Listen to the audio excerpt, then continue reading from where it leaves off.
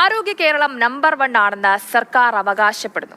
സർക്കാർ ആശുപത്രികളെല്ലാം മികവിന്റെ കേന്ദ്രമാണെന്നാണ് അവകാശവാദം. അങ്ങനെയാണോ മന്ത്രിമാർ ആശുപത്രികളെ കാണുന്നത്? പ്രേക്ഷകർ, ഇതുമായി ബന്ധപ്പെട്ട് നമുക്ക് ആദ്യം കഴിഞ്ഞ വർഷം നവംബറിൽ ആരോഗ്യരംഗത്തെക്കുറിച്ച് നമ്മുടെ മുഖ്യമന്ത്രി പറഞ്ഞ വാക്കുകളോടുകൂടി തുടങ്ങാം. ആദ്യം അതിലേക്ക് പോകാം. കേരളത്തിലെ ഒരു വലിയ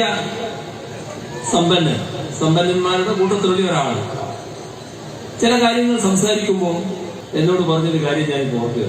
അദ്ദേഹം പറഞ്ഞു, എന്തൊരു മാറ്റാണ് നമ്മുടെ ആശുപത്രികളിൽ. ഞാനൊക്കെ അവിടെ പോയി ചികിത്സിച്ചാലോ എന്ന് ആലോചിക്കുകയാണ്. പക്ഷെ ഞാൻ പോയാൽ ആളുകൾ പറയും, ഇയാളെന്തൊരു പിഷ്കരാണ്, അതുകൊണ്ടാണ് ഞാൻ പോകാതിരിക്കുന്നത്. പക്ഷെ എന്തൊരു സൗകര്യമാണ് ഇപ്പോൾ ഒരുക്കിയിട്ടുള്ളത്.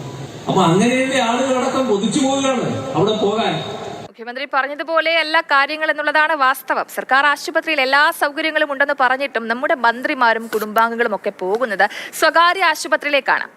ആരൊക്കെയാണെന്ന് നമുക്ക് ആദ്യം ഒന്ന് നോക്കി വരാം. മന്ത്രിമാരുടെ ആ ഒരു ലിസ്റ്റ് നമുക്കൊന്ന് പരിശോധിക്കാം. എം.വി. രാജേഷിന് ചികിത്സ എറണാകുളത്തെ സ്വകാര്യ ആശുപത്രിയിലായിരുന്നു.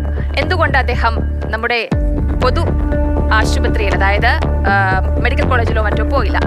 അതൊരു പ്രധാനപ്പെട്ട ചോദ്യമാണ്. ഇനി അടുത്ത മന്ത്രിയിലേക്ക് വരികയാണെങ്കിൽ മന്ത്രി വി ശിവൻകുട്ടി, അദ്ദേഹവും തിരുവനന്തപുരത്തെ സ്വകാര്യ ആശുപത്രിയിലാണ് ചികിത്സയ്ക്ക് പോയത്. കേരളം നമ്പർ 1 ആണ് ആരോഗ്യരംഗത്ത് എന്ന് പറയുന്ന മന്ത്രിമാർ എന്തുകൊണ്ട് പ്രൈവറ്റ് ആശുപത്രികൾ ചൂസ് ചെയ്യുന്നു എന്നുള്ള ഒരു ചോദ്യം ഉയർന്നു വരുന്നുണ്ട്. ഇനി അടുത്ത മന്ത്രിയിലേക്ക് പോവുകയാണെങ്കിൽ കെ കൃഷ്ണൻകുട്ടിക്കും ചികിത്സ കൊച്ചിയിലെ സ്വകാര്യ ആശുപത്രിയിൽ തന്നെയായിരുന്നു.